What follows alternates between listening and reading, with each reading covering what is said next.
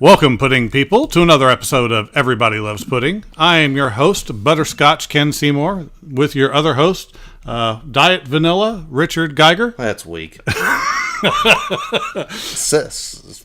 Cinnamon peppermint. Cinnamon peppermint. Okay, I'll get something. Not a combination of those two. Oh, okay. Hot cinnamon. Ooh, there we go. We have a wonderful episode for you today. We have a special guest with us today, Miss Victoria Paege, actress, professional cosplayer, writer of articles, articles of writing.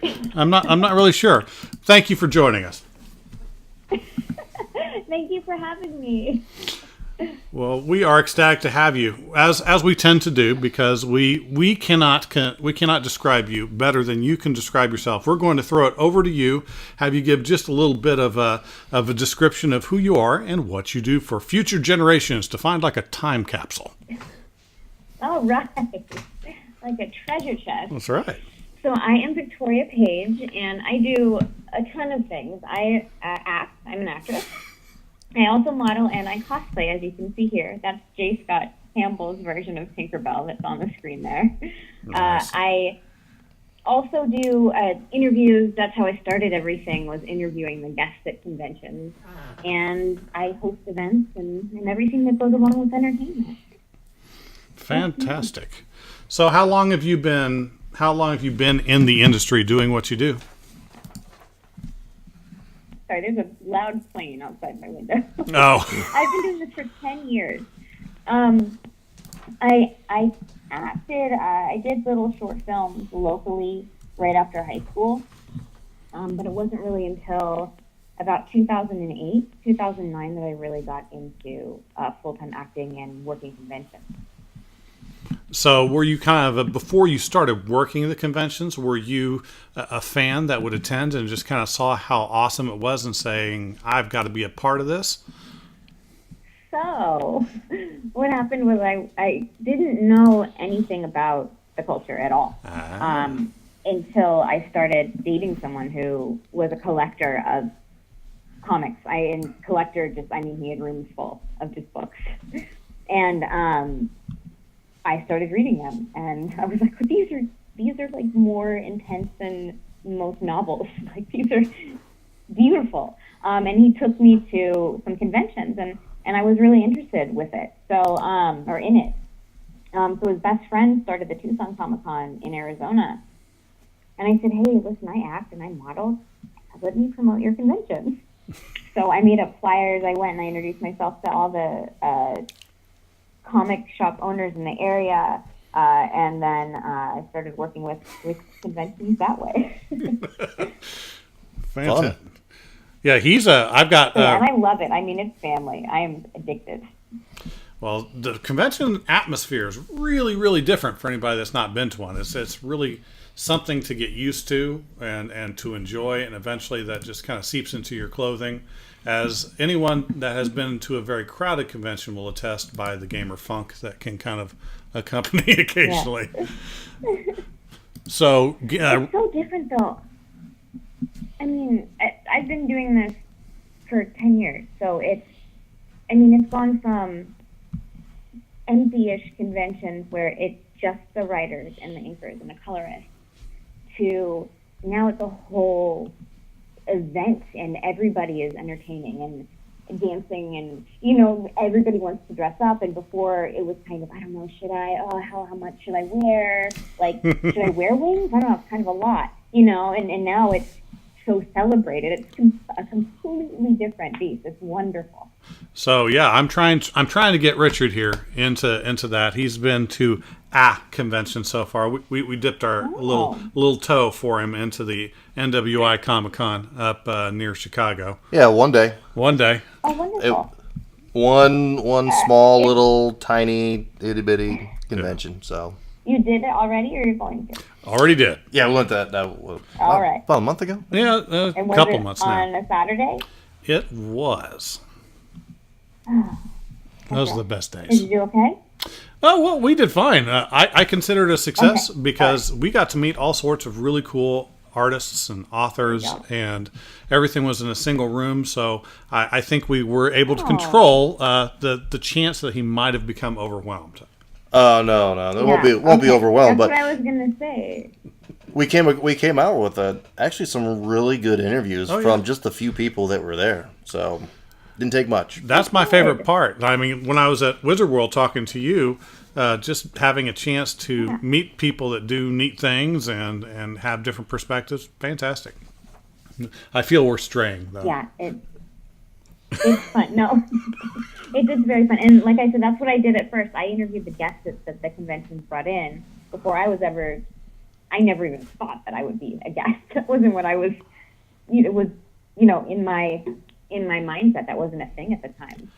What, And it was so much fun meeting everybody. what was your first one? What was the first convention you went to?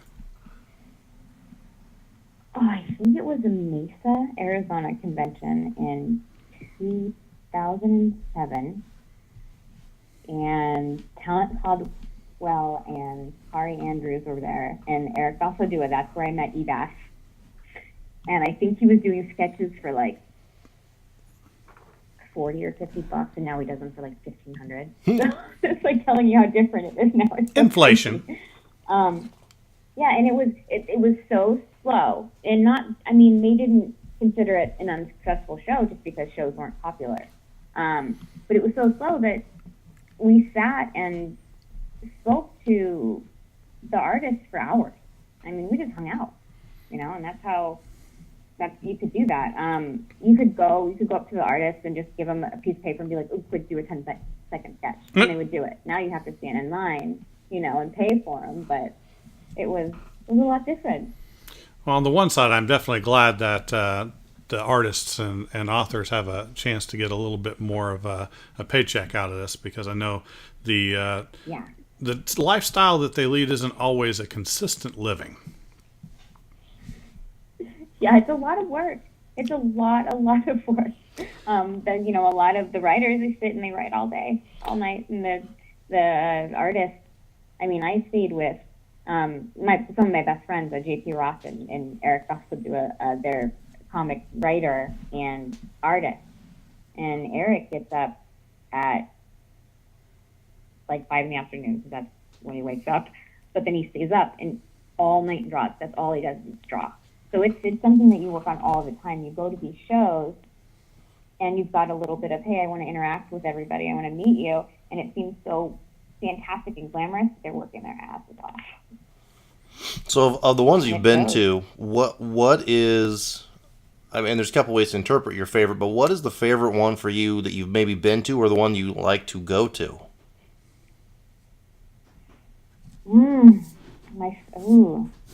My favorite one, I got to, it would have been a San Diego Comic-Con. I think it was 2013 or 2014. And a friend of mine worked for POW Entertainment for Stan Lee. And he said, hey, let's go out afterwards, and we'll go to some after parties. And I was like, oh, that's awesome. What he didn't tell me until we were out was that POW was only comprised of 3 employees. His job that night was to escort Stan Lee around to the private parties. So I got to escort Mr. Stan Lee, with my friend around to private party after private party, like list only, because one of my friends worked for him. I had no idea. It was the most beautiful night. Wow. So that's a really good memory. I didn't get my picture with him because Stan Lee was a celebrity, meaning when he walked in a room, every single person would stand up and go to meet him. They just wanted to shake his hand. So I was like, no, he needs to rest. Like, I will have these memories in my brain forever. It was the coolest, and everybody respected him, and he was so luminous. He was such a beautiful soul. I still feel that's going to be one of the big things that I missed out on. I never had a chance to meet Stan Lee in all the conventions that I've gone to, and I guess I'll have to rely on some of the fairly awesome stories that I get to hear told secondhand. Yeah. So he was a wonderful, wonderful individual. So being an actress is an interesting gig. We looked through your IMDb profile in our in-depth interview of looking at your IMDb profile. Yeah. You've got a fairly a fairly interesting grouping of projects that you've worked on. Yeah. Say So, that. well, I'm trying to find a good descriptor. I know, I'm interesting. Yeah. What type of projects kind of do you gravitate to? What is your favorite kind of stuff to work on? I seem to do a lot of horror, which I love. I love physical acting, and there's a lot of that in horror movies. You don't have to have a stunt person for every time that you move around. You get carried and thrown down and stuff like that. I really love that. And then I get cast in, I don't consider myself funny, like, at all. But I get cast in, like, comedic drama type episodic shows. So, like, Dropping the Soap, I'm just in the very, very, very beginning. But that's, like, the kind of things that gravitate towards me more, I guess. Or that I do well in. So I hope so. Well, you've got, like I said, a lot of people would kill for a resume that has just a load of colorful titles in it. If nothing else, I mean, Yeah. I have to say that when I see a title like Ninja Sex Party, Yeah. that is kind of, how wonderful is that? I mean, I wanted to say B movies, but since I haven't seen them, I don't really know if they're B movies, but it sure sounds like awesome B movies. No. Ninja Sex Party was the #1 comedy band of Billboard for all of last year. Oh, They're a comedy YouTube band. Yeah. gotcha. So the lead singer, Danny Sexbag, he writes about he's ridiculous. He's just ridiculous, and he's silly, and I worked for and with him. So he's a friend of mine. That's why I did that. Ninja Sex Party, yeah. Yeah, I have done I have done some underground, Camp 139, Death by VHS, and there's one other that I'm forgetting. But yeah, the horror is more indie. This Maya, though, which I'm doing right now, is not as much so, I guess. It's a horror. It's like true horror, but it's not done like super campy or anything like that. Well, the images, the artwork, and the images look nice so far. They're really pretty evocative. That's the word that I'm looking for. So I think if the movie presents that way, it should be very interesting. We have a really good team, a really, really good team behind it. Fancy Lad Productions is who's producing the movie, and then we've got Nathan Hill on camera as well. With the writer is Paul C. Hemis. He's a writer, director, but then Nate's helping, and we all worked together on A Man Called Myriad about 8 years ago. So that's how a lot of us got back together into doing this again. Now, are you looking to do more acting like this? Like, is this kind of an evolution, do you think, or is this something that you're just kind of doing a little bit more on the side? Acting? Yeah. Acting's always been my #1. Yeah. I'm SAG, so I have to be a little more picky about the things that I do now, or that are available, just because there's a lot less roles. But that's what I do. I started doing conventions I started it to help a friend out, and I was like, oh, I'll do some promotion. And then from there, Phoenix hired me and said, hey, work for us. And then that evolved in and of itself, because it wasn't just, at first I was interviewing. Mm-hmm. And then, but I was cosplaying. But again, cosplay wasn't a thing that you went and made money at. I mean, if you dressed up, if you weren't made fun of, it was just like, okay, that person dresses up. Then from there, girls would get tables. I went and I started getting tables because I had worked with a convention and interviewed their guests and emceed their events and done all kinds of work for them. So they were like, hey, come be a guest as whatever. Because again, there weren't cosplay. There's nobody there that didn't exist. They weren't cosplay guests. Yes, really. I think Yaya, like 2 or 3 years later, started getting invited, and it kind of evolved from there. But now going to the shows, it's cosplay, you're still performing, so there's still a lot of acting in that, so you're really still working on your craft even when you're out and showing. Some of the costumes that you can see at the conventions, and definitely the ones that I've seen you put together, or that you have, are just really intricate and just so detail oriented. I mean, if it wouldn't be awkward, it's one of those things where you kind of want to stop, not just take a picture, but it's like, I want to look at this for a little while and kind of see the quality that goes into it. It's kind of amazing. Oh, you definitely do. And now what I see a lot of girls do is they'll bring their other costumes with them and showcase it on a mannequin so that you can go and look at the costumes. And that's a new thing too in the last couple of years. Nobody ever did that before. So it's like I'm saying, it's evolving all the time. It's so different. It's so beautiful to watch. And they have panels that you can go and they'll even teach you how to make even just how do you do this embroidery. There's a lot of hard work that goes into it. Well, and especially if you tend to have anything, I expect that you have some experience with, a certain number of layers and the amount of heat when a lot of these conventions occur. Not exactly conducive to comfort.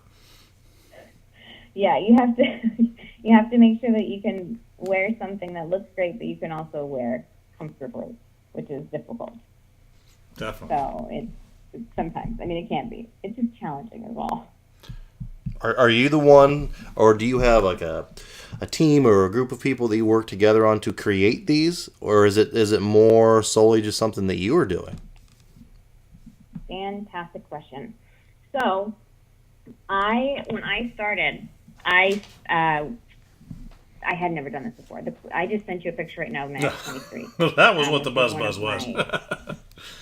It's one of the first ones that I did, and I don't sew. That's not something that I ever, needed to do. So I didn't. And when I was working for Phoenix the first year, I had a makeup artist. That's yep, that's 23. And I had Modified Minds help me with that. I had a team. I had a makeup artist, body makeup artist, seamstress, and then a costumer. And through that, Amanda from Modified Minds, she provided costuming. I didn't even know anything about this. She was like, hey, here, I'm going to go ahead and help you. And we, for every year except for last year, worked on every costume together. So she did all of the sewing. Her and I worked on all the accessories together. It was our team. And she does really, really fantastic designs. So that's why I felt so fortunate to be able to work with her on costumes that I wanted to work on. So now I'm doing it myself. How much planning? Now I am learning how to sew. Well, I know my wife is very, very into cosplay as well, and I know for her, some of the planning, it takes quite a while. How long does it take you to kind of figure out what you want to be and then actually put the outfit and everything together for the shows? It depends. What I've been doing is making a list of ones that I know I want to work on.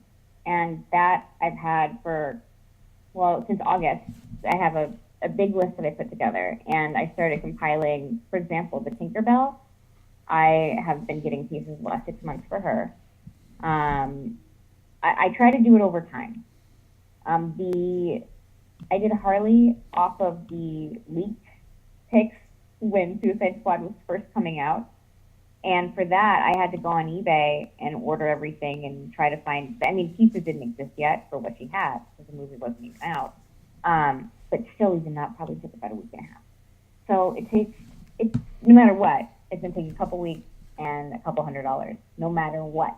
Even if and I try to do it as cheap as possible and get pieces and then put them together, it still ends up costing a bit.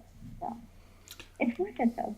Do you have like a go-to, shopping source for that? Is it primarily something online, or is it something local that you can go to? I thrift a lot to look for pieces, look for materials, different like fabrics that I might need, because you never know. estate sales and things like that that can have really cool things. And then I do go to Amazon sometimes if I need a couple of pieces, which is everywhere. You can find things everywhere. So, and there's my X23, and we made those claws out of warbler. There's a thermoplastic. You heat it with a heat gun and then grade them. Huh. Spray paint. It's fun. Yeah, I cosplayed X23 for a couple of years. That looks definitely very nice. The play of the blades with the gloves worked out very nicely. Thank you. So Yeah, I liked it. I have to ask a couple specific questions. We talked about cosplay for a minute, but I just realized I missed a couple of key things that I wanted to ask about. Again, with our in-depth IMDb research. Hardcore research. Hardcore research. Yeah. I saw you were on an episode of Con Man. Yeah. So, how much fun was that? Was it a big part? Was it kind of just like a single episode? Did you get to spend any significant screen time with Mr. Tudyk? Oh no, he was directing the episode. Oh. So he was there behind the camera, yeah, the whole time. He's fantastic. It's being around these shows. I've run into him a million times, but don't know him personally. Like, we're not on a first name basis. But with Con Man, he's been traveling around a lot, and one of my somebody who's become a good friend, him and his family over the years, is a producer on that and got to be on it as well. So he was like, hey, come be a part of the show. Leanna Vamp was on it, and she's a good friend. We're all in the same circles, so we get to work together now, which is really fantastic. Well, I guess fun. I guess a lot of fun, yeah. And in mine, go ahead. No, I guess just if you have to spend screen time with Nathan Fillion instead, I guess that's Drat. It's awful. Yeah. It was we had Felicia Day was in the episode. Oh. So, and I worked with her before too, and she's fantastic. Yeah. Nice. Yeah, I love her. Yeah, it's going around to these shows year after year. You start to work with the same people, and you get to know them, and it's fantastic that after all of this time, these people that you kind of grown up with in a sense, over the last 10 years going to these shows, they're starting to produce the shows that Sci-Fi's picking up. They're starting to write and storyboard for the new shows that Netflix is picking up, and to be able to see your friends grow like that, and to be able to sometimes hop in on it's fantastic. And that's never what you would expect or get into this to do, but it just kind of evolved that way. So it works really well with acting, because you're working all of the time with people who are in the industry all of the time as well. That's pretty awesome. I also saw, of all of the things that you were involved with, there's one specific title that seemed to resonate with me, that I thought maybe was about us at first, but I realized had nothing to do with it. You hosted Men with No Lives. Yeah, I was on that show for a long time. It was a radio show, and it was put on by the director of Western Acts, which was a Western action show series that I was a part of. And he had some of the cast come in, and it was kind of like a shock doc type show, and we just shot the shit for a couple hours, and it was fun. That's what we did. I wasn't sure if there was any story there at all. I just saw the title and was like, well, that sounds like right up my alley. You would probably love it. It was a lot. It was a really long time. Like, the show went on for a while. And by the end, it just got so crazy, and there were so many people involved, and they started going to all these different events, and it got insane. So I had to leave because it was too much.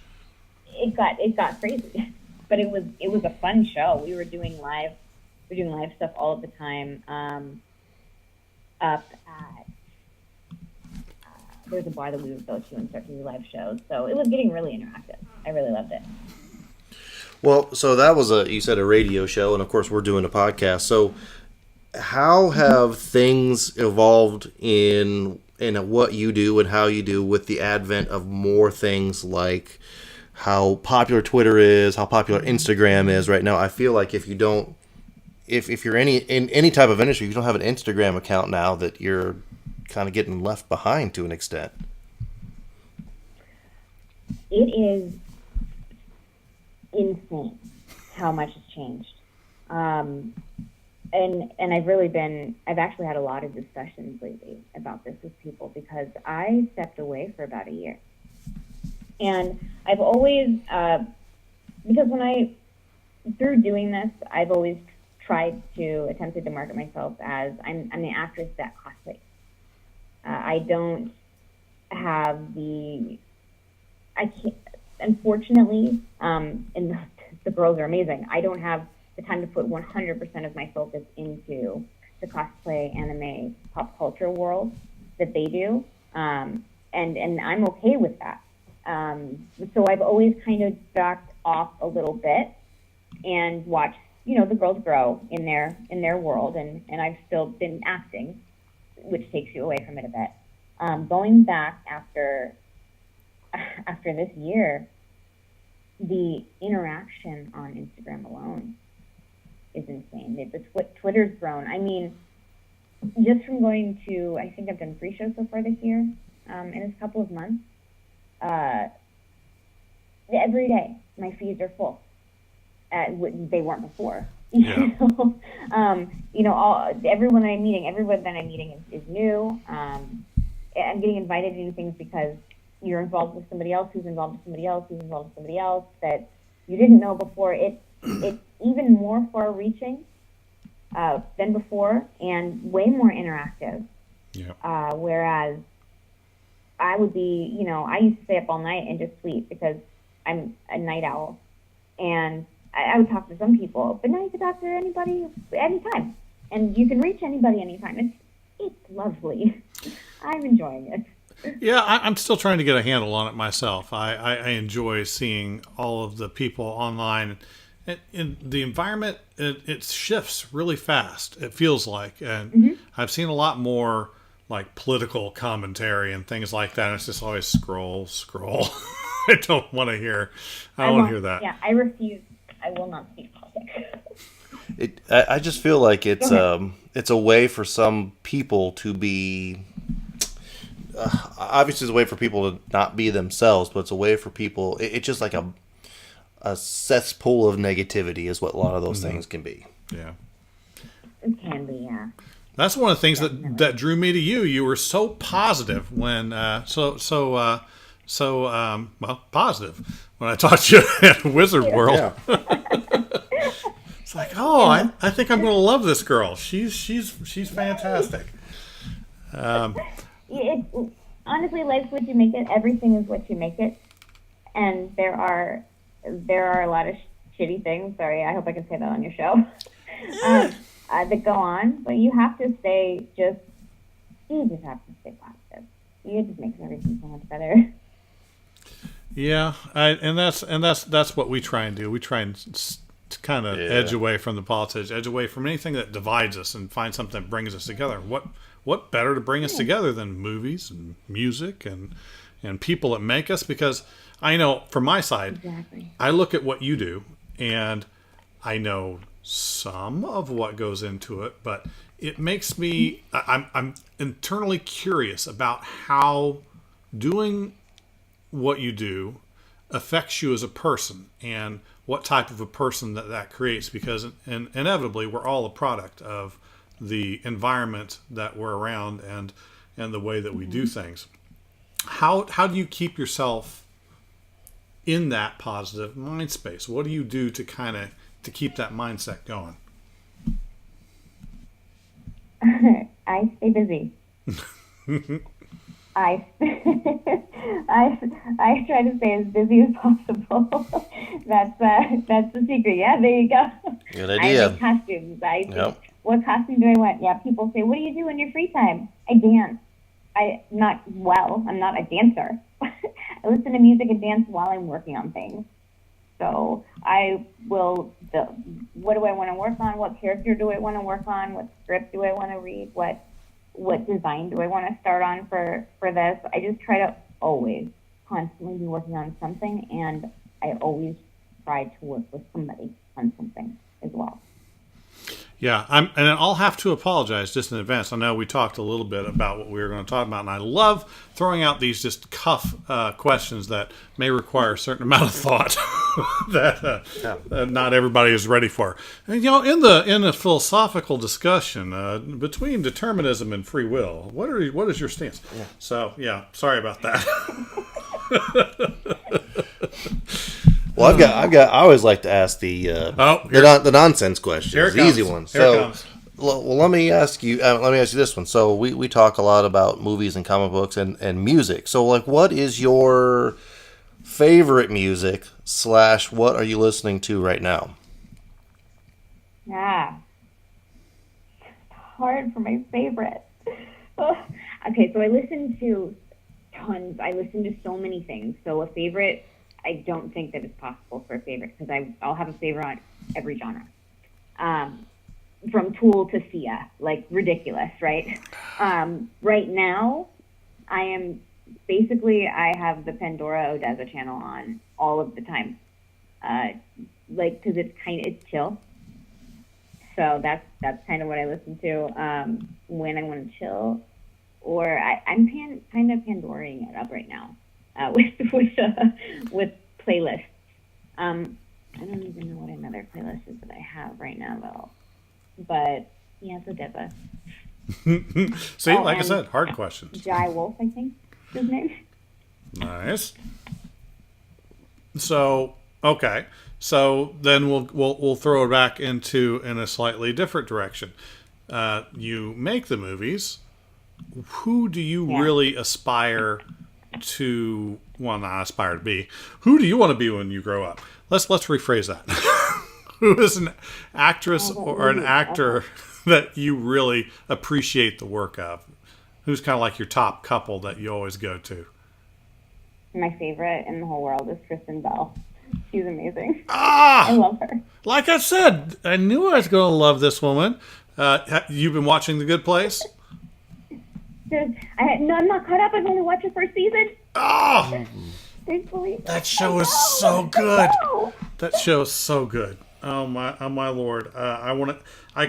Every time I see her and Dax Shepard, I want to invite them over. I want to hang out with them every time I see them. Oh my god! I watched their Pepper Challenge and they were hilarious because they were the cutest couple. I love them. I love Kate Beckinsale. Yeah. I think she's fantastic. I would love to work with Dennis Hoffman. Oh. I think that would be just absolutely incredible. Helen Mirren. Which would never happen. Just kidding. It might happen. You never know. You never know. I know, honestly, if you look at in IMDb, you can put in your name with who you're connected with, and you can see, this person worked in this production that you were in, or I absolutely 100% cannot believe the people that I've been able to work with. I feel so fortunate, so absolutely fortunate in this world to have met and worked with who I've gotten to work with. Yeah, that's it's a beautiful thing. That is. If you can manage to find people that you love to interact with, that's a win no matter what, and it comes through in the work that you put forward. That's kind of awesome. So, all right, we got another. Blanchett. Yeah. Sorry. No, you can probably list them all day. That's going to be the rest of the episode. I'm like, oh my god, all of these people. I think that would be just fine. But so we've got another innocuous question that inevitably we go to now. You're not from the Chicago area like the last several people that we've talked to my understanding. No. so this may be a slightly different question for you, but I'm broaching it. I'm bringing it to you, making that layup question for you. Well, so I've been asking all the Chicago people because it makes sense. But so, where are you from, or like, where did you grow up? Ohio. Ohio. Okay. So And then Arizona. And then okay. I guess that wouldn't really apply so No, much. no. Yeah, that makes sense. But you can still have her weigh in on the debate. Yeah, so we've been asking a lot of the folks because a lot of the folks we've been talking to the last couple of weeks have all been from the Chicago area. So I've always been asking about two things, like favorite pizza, like style, or if you like a deep dish, thin crust, that type of thing, or favorite place to get pizza. Okay. I can tell you that one. Okay. It's called East of Chicago Pizza in Ohio. And they have this pizza called the Tower. Oh my god, it's so good. I think it's deep dish. And it's layered pepperoni and cheese and mushrooms and bacon and another kind of pepperoni and banana peppers. That And sounds it's the good. most delicious pizza in the whole world. And now I want one. I'm sorry. Yeah. I think the banana peppers are an underrated aspect to a good pizza. Oh, so they can be just that burst of So flavor. good. So are you a sports fan at all? I like Steelers. I don't know sports. I stopped it. Excellent. Yeah. Sorry. No, that's good. I don't know sports either. Well, it's I hard like to to watch be. the games. I do. It's fun. But Well, I was just going to say, in Ohio, there's a lot to be a sports fan of, but in what you said before of how busy that you keep doing the things that you have to do, it's hard to be a sports fan when you're always working and doing all these other things. that's absolutely true. Yeah, in different points in my life, I definitely will follow the seasons of football. Football and basketball. I like. I love to go to the baseball games, but yeah, I feel like it's been a couple of years since I've been able to even watch. I'll go with a friend because game's on. Okay, just playing. Cool. I can't. You're absolutely right. I don't have time to dedicate to that, unfortunately. But, Yeah. Well, I bet that also applies to pretty much everything else. I know my queue of television shows and movies is growing every day, and I get to watch like an episode here or there. Yeah. Oh no, everybody makes fun of me because I have not seen anything. So I've made it a point, especially this year. Last year, all of last year, I've been watching so many shows. I'm watching Umbrella Academy right now, which is fantastic. I'm watching Fringe, rewatching X-Files from the beginning. Nice. I've watched a lot of movies. And then what's really great is every time you go to acting school, well, most acting schools, they'll give you homework. So anytime that the school's like, hey, you need to go watch Rebel Without a Cause, or you need to watch whatever movie is, then you're like, well, it's homework, so I have to. So I'll take the time and watch it. Yeah, that's terrible. This homework, man, it's so difficult. I can't sit down for a whole movie. I'm up. I can't. I stay busy all the time. So Yeah. I'll put it on, be in one room, in another, be back. Oh, there's a movie on. I have a feeling you're going to blow through The Good Place, though, because it's half-hour chunks. I mean, I love her. I just watched 12 I want to meet episodes. her and be best friends with her. Yeah. I I'll want tell to you so what. bad. Now, this is required. If that happens, you need to introduce me. Okay.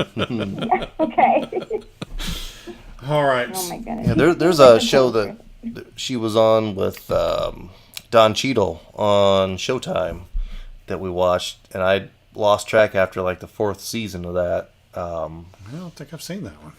Yeah, that one's real good. She's Restaurant of course Heroes. really good in there too. But okay, so this is the fun part where you can bring from your bag of experience.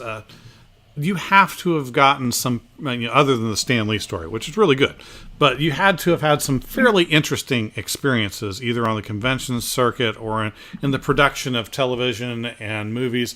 What are a couple of things that stand out to you just as things that happened that were just either really cool or really weird, or anything that will always be a part of your memory? Well, definitely the Stan Lee. Oh, yeah. Comic-Con, San Diego Comic-Con seems to really bring forward a lot of opportunities for memory making. You can really meet a lot of people there. So I met Olivia Munn, Patton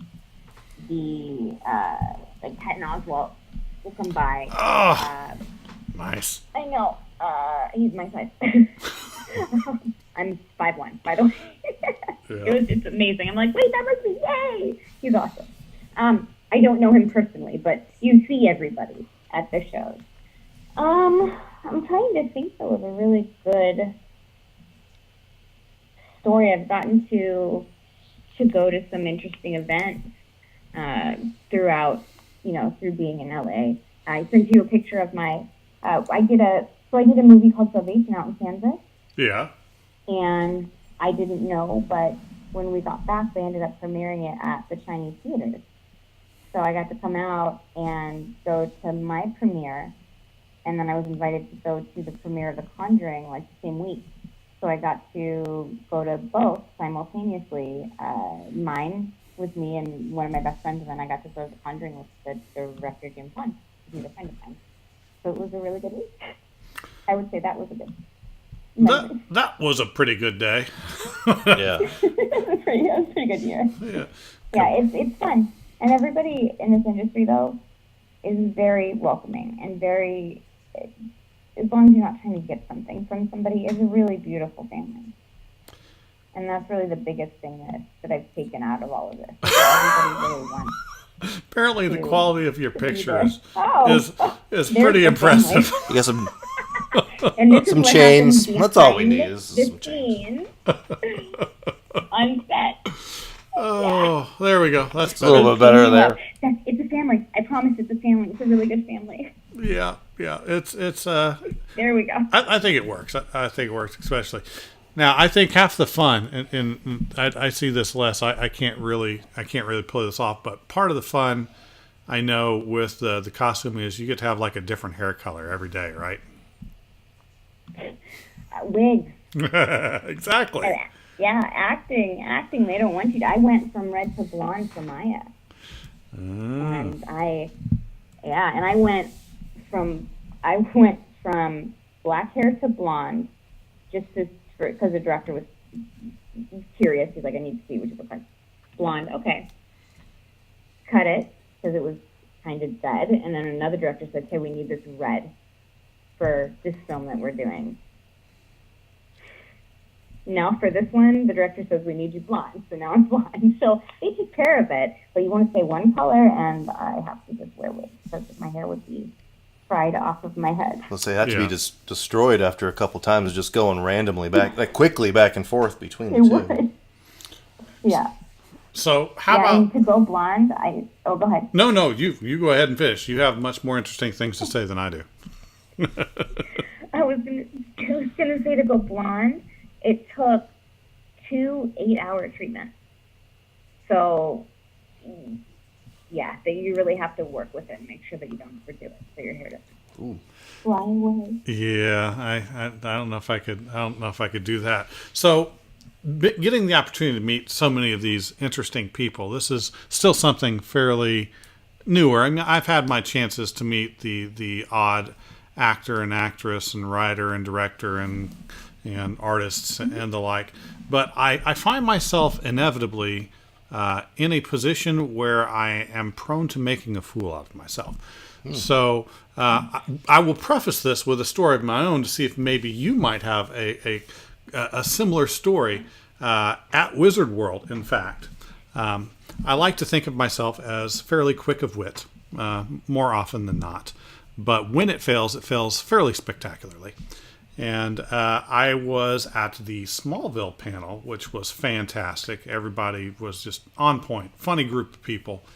And in the process of leaving the panel, going up the stairs to my left was Mr. Welling, Superman himself. And I had not had the chance to stop by his booth and proclaim my everlasting love for his portrayal and the likes. So I knew I had mere moments to say something, say hello, say thank you, say anything that would leave a positive impression as we're going up the steps. And as my mind is churning, what comes out of my mouth is, why don't you fly up the steps? That, I mean, yeah. As my brain just grinds to a screeching halt. He's so nice. He just puts his hands up and makes the little thing. It's like, yeah, he's never talking to me ever again. I've lost my chance. Have you ever had that fun moment yourself yet? I definitely had an awkward moment, and I'm trying to find the guy's name right now because it's very rude of me to not know his name. I think that the show's called Inhuman. He also did the voice of in one of the Star Wars. I believe his first name is Sam. He's a pretty famous dude, like pretty famous. And I want to find his name so bad so you know who I'm talking about. Well, this is where we pull out our IMDb. I know, that's what I'm trying to do right now. But the story is, I'm sitting there with a comic artist friend of mine, and he walks by, and just to be me, I guess, I was like, that's a good-looking guy right there. Knowing full well he's an extremely handsome man, and everybody knows that he's extremely handsome, right? Yeah. Well, my friend's all, oh, who? Sam? Oh, yeah, you're a fan? Oh, I'll go ahead and tell him. Oh, yeah, I'll go introduce you. And I was like, and I couldn't place why I knew him. I just know that he's a big actor, but I was like, crap, I have no idea who he is, right? Oh, so no. I'm like, don't introduce me. Because, you see them on TV all of the time that you work with them, so you're also like, who's who? I don't know. So he goes right up to him. And I also have a really big thing of being like a fan, like, I don't fanboy, right? So I don't ever go up to people, or I try not to. I definitely would over some people. But I just would feel embarrassed, I guess, although I love when other people do it. Anyway. So Sam Bass, is that right? The guy has a big crown. Sam what? Bass? I found a Sam Bass associated with Inhumans.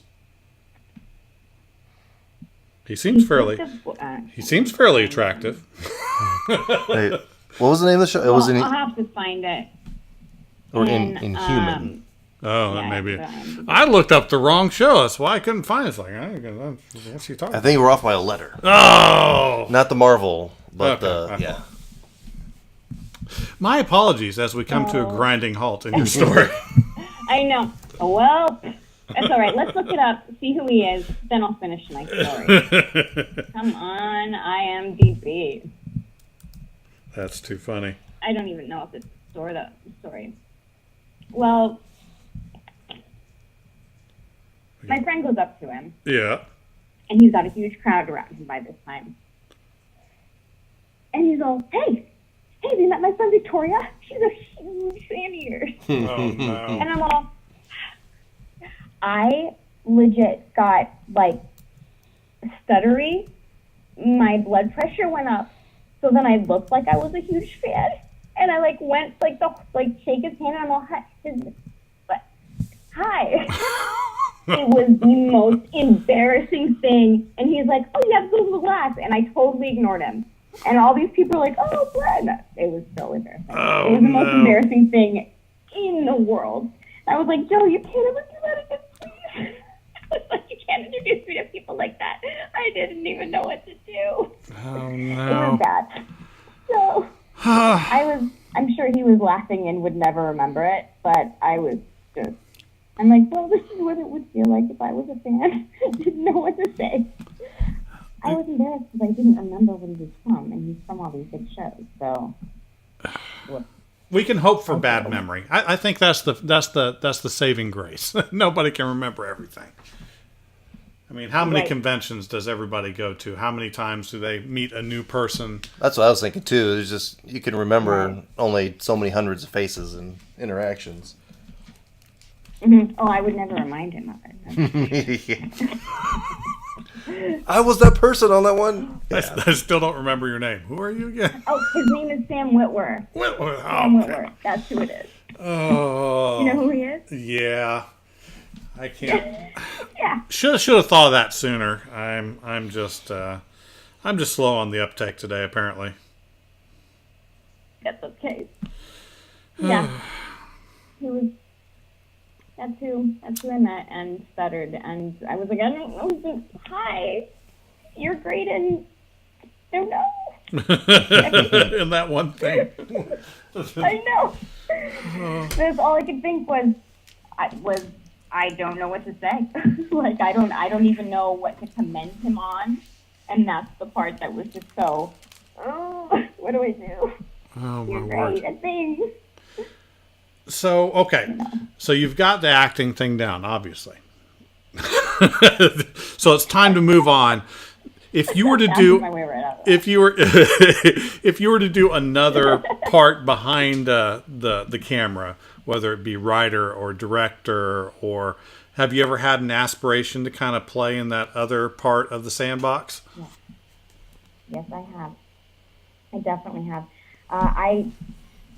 It started because I started dabbling behind the scenes. I started doing script supervising and makeup for a couple of little films that I'd worked on.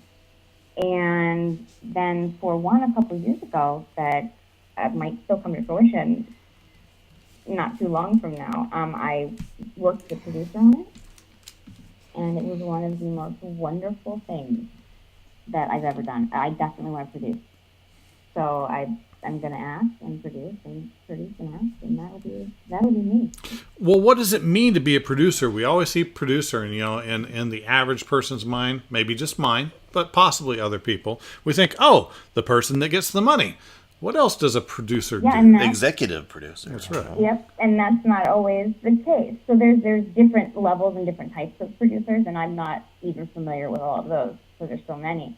But in my aspect, what I was doing is it's making sure that everything runs smoothly. It's going and checking with the city and making sure that you can get the permits for everything that you need, and you can film every time that you want to film in each location. It's finding the talent and locking them down. It's filling out the paperwork every single day with, here's what we did, here's what we're going to do, getting the budget together. It's very busy, tedious, necessary work, but it's wonderful because you know what's going on all of the time and with who. And it's very empowering. You really get to have your hand in the film in so many ways. And finding talent is, I really love doing that. It's so different to when you audition and then when you have people audition for you and when you have talent looking at you because you are, you're looking for what they have to offer. It's cool. I like it. It's something that I really want to work on more. It's a different type of control. Yeah, different. It really is. Almost like the control that I wish I had on a glass of drink that I had in preparation for the show that went everywhere. So, Wow.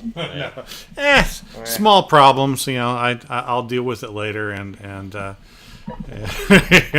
hopefully not get yelled at too much for having a dark beverage on a light carpet. No, that happens. So this may be the last time you ever see me.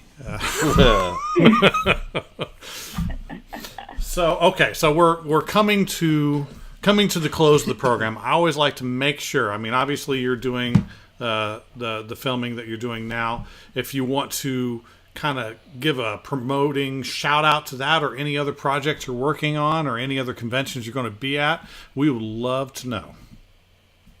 Wonderful. Production-wise, right now I am working on the horror film Maya by Fancy Lad Film. That's how you can find them there on Facebook and Instagram.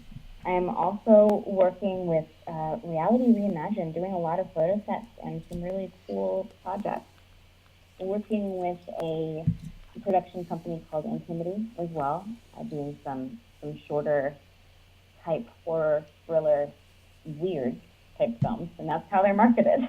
I'm doing a lot of things with a lot of different people, and I will be posting everything that I can when I can. As for shows, my next show I believe is going to be Phoenix Comic Con Labor Day weekend. I'm going to have a game or a scavenger hunt type thing for Phoenix Comic Con. So anyone that's going, make sure they come find me because there's going to be fun stuff going on. Sounds like fun. Yeah, I'm excited. I've never done it before, so we'll see how it goes. After Phoenix, then I have Philly, I believe, which is June 14th. It's a 4-day weekend. And then I'm going to be for sure going to Salt Lake Fan X in September in Salt Lake. So those are my next 3 confirmed shows. Fantastic. Well, I want to thank you very much for coming in and talking to us. We always love to have new people doing wonderful things and have a little experience from your point of view. And we hope to maybe have you on again in the future. Got the big premiere, weeks leading up to the big premieres for them. So Something like that. But yeah, I'd love to. And of course, if you manage to make it to any of the conventions that we're going to be at, we're going to be at Indie PopCon in June and possibly Origins in May, and most certainly Gen Con, the giant gaming convention in August. Ooh. So Wonderful. Got some good Well, stuff. yeah, I'll let everyone know. I post everything on my blog right now, Paege, that's Paege, at blogspot.com. So I'll start updating when I am going to shows. And then I'm with a management company called Nerdvana Talent, and they're booking us at a lot of these shows. So if you throw some names out there, I can see if we can get submitted to those, and hopefully we can get some of the shows together. That'd be cool. That would be fantastic, and we would definitely love to see you. And of course, if you want to get any information from the Pudding Guys, we are very easy to find, as is the pudding that we name ourselves after. We are at Real Pudding Guys on Twitter, and then on everything else, pretty much, it's just Pudding Guys. Now, here's the fun thing. We just started a new Patreon page. We're trying to keep it simple, just something to help support the growth of our wonderful empire of talking to other people much more interesting than us. So that's, yes. Yeah, excellent. So if you ever feel like donating $1 a month to help us get where we're going and find wonderful people like Victoria here, feel free to stop by the Patreon page for the Pudding Guys. Well, thank you again, and until next time, keep being awesome. Thank you so much for having me. Thank you. And this is the part where we'll actually cut the audio for our recording of it later. Podcast. Exactly. There you go, and stop. And we're done. So hopefully we kept things interesting for you and didn't make too many of the questions out of the left field. No. I hope I had good enough story. Like, I was kind of caught off guard by some, so I was like, oh shoot. I need to have it. Nah. Well, I like the fact that this is a real conversation. This is something that I'm hoping that we can bring across to the viewers. Everything else is so staged so often. You're talking about talking about being on that almost the shock sort of a thing. And I used to listen to Bob and Tom all the time and that sort of thing. And yeah, it was real interaction to a certain extent, but it was still very scripted.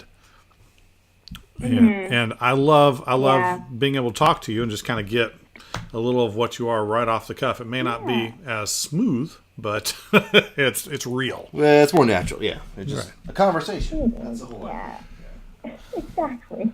And that is good because everyone should know you more for who you are a little. It shouldn't all be fake. Yeah. Well, I personally, personally, again, I just want to thank you because it was fantastic, and I was not just kind of blowing smoke when I was going through Wizard World. The way that they do the press interface is a little different than what I was expecting. So it's like, oh, we're going to get a chance to promote the con, get an idea of the con, and we're going to have, chances to really interview people. And, I'm talking to the guy. It's like, well, how long? It's like, well, 5 minutes. That's not an interview. That's like a hello. What is that? But when I wandered back to your table, it's like, well, there's just as interesting people, if not more interesting people, that's not in the center aisle. And seeing the work that you guys put together is just really impressive. Thank you very much. Yeah, it was sad, or not. It was just a little disappointing, I guess, that we're kind of hidden in our booth. A little bit. That it was only like a superficial disappointment because we got to still interact with so many people. Yeah. So we thought, oh no, like our tables are behind all of the other tables. You can't see us. But then we still had so much traffic because everybody was wandering everywhere on the floor. It was wonderful. Yeah, it was so many new people. It was really nice. I was very impressed. It was my first Wizard World, and I think I'll definitely go back because, for the most part, it was a pretty excellent experience. Well, I won't keep you. I know you've got stuff to do, and I know as much as the people that are watching currently might want to see me ramble for trying to come up with something else to say. Well, they're not seeing you. Well, they're not seeing me. There you go. Maybe that's all it is. They see your picture, and that's enough. Yes.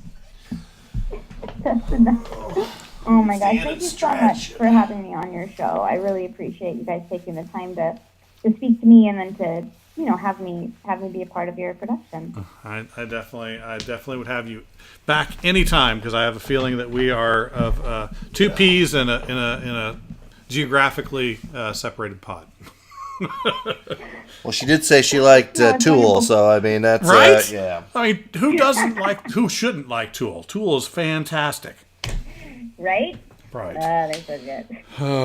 All right. So yeah, please keep in touch. I will definitely love to come on again. I'll give you a list of where we'll be at and some of the conventions that I've been to in the past that I know are awesome locations for the cosplay stuff, and I'll definitely keep in touch. Okay, sounds fantastic. Well, it was fantastic talking to you both. Yeah. Thank you so much, and I'll tweet the link and everything. Yay! All right. All right. Have a good evening. Thank you. Bye, guys. Thank you.